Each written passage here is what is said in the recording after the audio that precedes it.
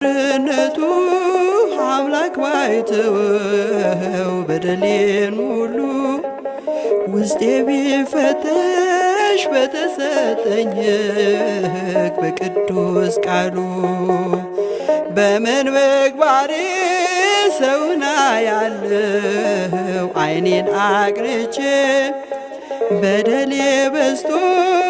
ለራሴ ሳላውቅ ለኃጢአት ሞቼ አልፈርድም እኔ በማንም በደል በማንም ኃጢአት በፈረድኩበት እንዳልመዘን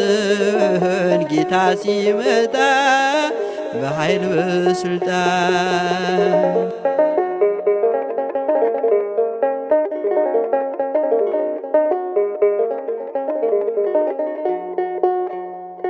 ይልቅ ያንዱ